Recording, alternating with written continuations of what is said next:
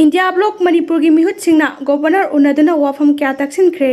नुमित तरानी मनुंगदा वारोइसिन लाक्नबगी लंबी उवा फंगलगनी गवर्नर वाखलोन मानब पॉलिटिकल पार्टी तराना पुनसिंदुना सेंबा इंडिया ब्लॉक की मिहुत सिंगना ngasi इंफाल की राज बाबन चतुना गवर्नर अनुष्या उइकेना उन्नदुना मणिपुर चही हेलबा इरांग अमदी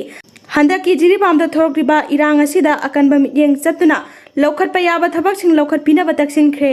गवर्नर उनरब राज बाबन गेट पाउमी उनब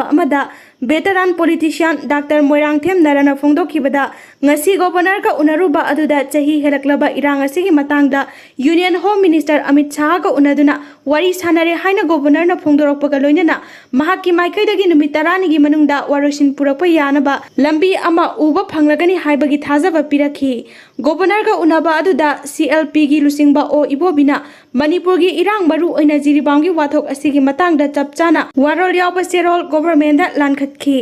गवर्नमेंट की माइकैदगी महाकना हंदक दिल्ली रे चतुना होम मिनिस्टर फाइनेंस मिनिस्टर यावना सेंटर की लुसिंगबा कया उनदुना वारी सानख्रे महाकी गवर्नर की माइकैदगिसु इरांग असि अथुबा मतमदा लोसिननबा अंगंबा थाकता होटनरी इरांग असिगी वारोइसिन पुरकनबा लंबी यामिनदुना तंगदु लैताबा मणिपुर अमा पुरकनबा होटनमिनसी खोंथांग अदुदा गवर्नर अमा ओइना तौफम थोकपा थौदांग लौगनी हाइबगी थाजबा पिरकपगा लोइनना तंगाई फद्रबदी पॉलिटिकल पार्टी खुदिंगमकी ओइबा मिफम कौगनी हाइना गवर्नमेंट थाजबा पिरखी हाइना डॉक्टर M नरना फोंदोखी CLP की लुसिंगबा ओरिबा हानगी चीफ मिनिस्टर ओ इबोबी यावना इंडिया ब्लॉक की मिहुत कांगबो अमना राज बाबन चतुना गवर्नर दा उनदुना मणिपुर वाथोकी मतंगदा वारी सानबगा लोइनना था असिगी तरुक्तगी जिरीबामदा थोरकिबा इरांगना मयुम थादोक्तुना लांजेनदुना रिलीफ कैम्प सिंगदा संगजाफम लौदुना लैरिबा मियोइसिंग अथुबा मतमदा स्टेट फोर्स सिंगना मतिक चाना ngak सेंदुना मसा मसागी मयुमदा हंजिल हननबा थबक लौखटपियु अमदी चुरचांपुर कांगपोकपी इम्फाल अमसुंग मोरेदगी लांजेनदुना रिलीफ कैम्प सिंगदा संगजाफम लौदुना लैरिबा मियोइसिंगसु अकनबा स्टेट फोर्स सिंगी सेक्शन थौरांगा लोइनना मसा मसागी मयुमदा हंजिनबा ngamnanaba थबक पाइखटपियु नेशनल हाईवे 37 अमसुंग 2 दा अकनबा सिक्योरिटी की सेक्शन थौरांग सिंग लौखटपिदुना मणिपुर की लाइफलाइन ओइरिबा लंबी अनि असिदा नोमगी तंगाई फदबा पोलम सिंग पुसिलकपा ट्रक सिंग oil tanker LPG bullet tanker सिंग अमदी पैसेंजर पुबा गाड़ी सिंग अकी अखंग अमदी अपनबा यावदना चटपा ngamnaba थबक लौखटपियु पुनमक असिगी मथक्ता चही हेलबा मणिपुर की इरांग असी अथुबा मतमदा लोइसिनबिदुना महौसागी पुंसिदा हंजिलकनबा स्टेट अमदी सेंटर लेंगाकना लौखटपा याबा थबकसिंग खुदक्ता लौखटपियु हाइना तक्सिनबा मेमोरेंडम अमसु गवर्नमेंट पिसिनखी ngasi गवर्नर का उनबा अदुदा MPCC की प्रेसिडेंट के मेघचंद्र कांग्रेस की MLA MP doctor अंगोमचा Bimol Akoijam यावना India block की कांग्रेस का पुनः चमिनरिबा पॉलिटिकल पार्टी तरागी लुसिंगबा सरुक याखी म्यांमार रिफ्यूजी सिंगी बायोमेट्रिक लौनबा मिजोराम सेंटर की पौताक ngairi अवांग नोंपोक स्टेट सिंगदा लैरिबा मिजोराम रिफ्यूजी लिसिंग 19 हेनबगी बायोमेट्रिक लौनबा मिजोराम गवर्नमेंट सेंटर की पौताक ngairi हाइरी मिजोराम होम डिपार्टमेंट के ऑफिशियल अमना मथकी वाफम असी फोंदोक्लदुना बायोमेट्रिक एनरोलमेंट की अनौबा पोर्टल अमा हानदगी सेम सादुन लैरे सेंटर ना इंस्ट्रक्शन हेक पिरकपगा म्यांमार की रिफ्यूजी सिंग असिगी बायोमेट्रिक लौबगी थबक चथरगनी मिजोराम की चीफ मिनिस्टर लाल दुहोमाना बायोमेट्रिक एनरोलमेंट लौदुना डेटा सिंग थमनबा पोर्टल सेम सादुना लैरे अथुबा मतमदा बायोमेट्रिक लौबगी थबक हौरगनी हाइना फोंदोखिबा लैख्रबनी ममांग सही की अप्रैल दा मिनिस्ट्री ऑफ होम अफेयर्स ना मिजोराम अमसुंग मणिपुर ngakta म्यांमार दगी संगसिलखिबा इलीगल इमिग्रेंट सिंगा बायोमेट्रिक अमदी बायोग्राफिक डिटेल्स सिंग लौनबा खंगनखिबनी लोइनना ममांग सही की जून थादा बायोमेट्रिक लौबगी कैंपेन सही अदुमकी दिसंबर फावबगी मनुंगदा लोइसिनबसु खंगनखिबनी पावसिना मखा तादुना हाई सेंटर ना बायोमेट्रिक लौबगी थबक मिजोराम अमसुंग मणिपुर की ओइना ममांग सही की सेप्टेम्बर फावबगी मनुंगदा लोइसिननबा खंगनबा लैख्रबसु मिजोराम की ओइना ममांग सही की नवेंबर थादा स्टेट असेंबली मिखल लैबा मरमना स्टेट असिदा लैरिबा म्यांमार रिफ्यूजी सिंगी बायोमेट्रिक अमसुंग बायोग्राफिक एनरोलमेंट की थबक पांगथोखिदबनी चही असिगी जनवरी थादा मिजोराम की चीफ मिनिस्टर ना अमित शाह का उनदुना मिजोराम दा संगजाफम लौदुना लैरिबा बांग्लादेश अमसुंग म्यांमार रिफ्यूजी सिंगी बायोमेट्रिक अमदी बायोग्राफिक लौबगी थबक चथरबदी मखोइबु मरमदा हलनख्रो हायरक्लगनी हाइबगी अकीबा लै हाइना फोंदोखी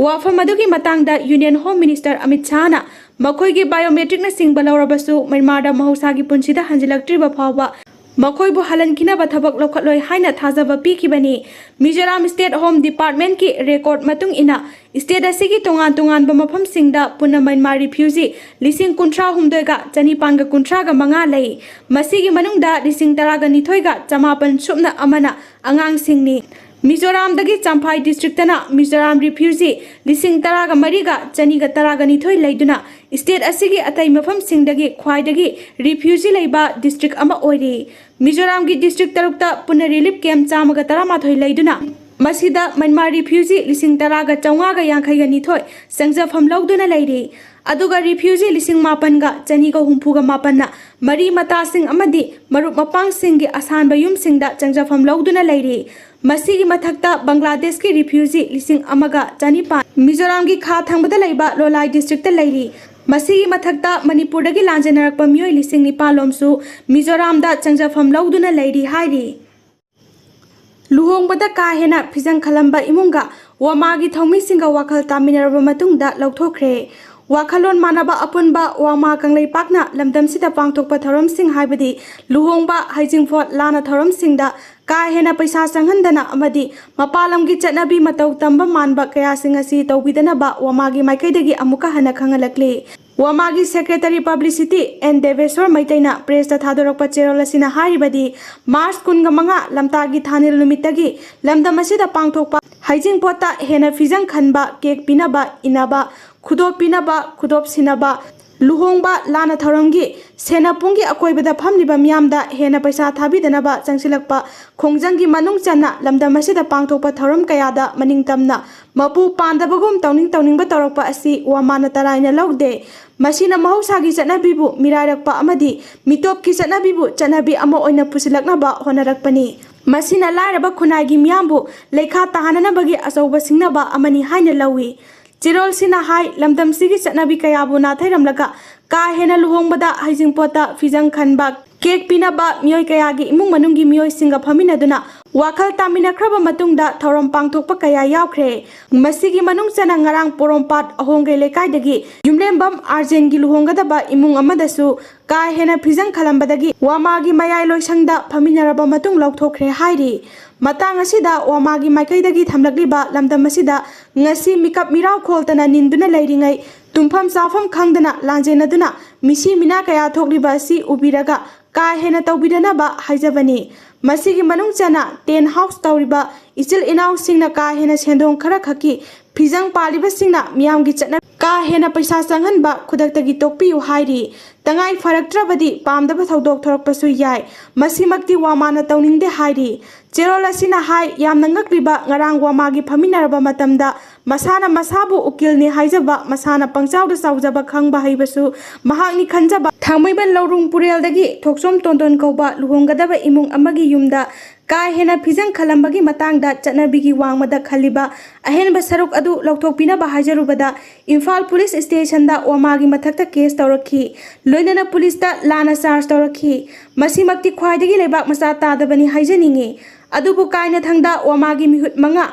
एडवाइजरना लुसिंगदुना केस फाइल तौरकलिबा इमुंगी मियोयसिंगा पुना फमिनदुना यानबा पुरक्तुना का हेना खलंबा फिजंग लौथोकपदा यासिनबगा लोइनना केस फाइल तौरंबा अदुसु लौथोखरे। इरांग थोलमगदबदगी मतम चाना वारोइसिन पुरखिबगीदमक इम्फाल पुलिस स्टेशन की ओसीबुसु वामागी माइकैदगी थागतपा फोंदोरकली।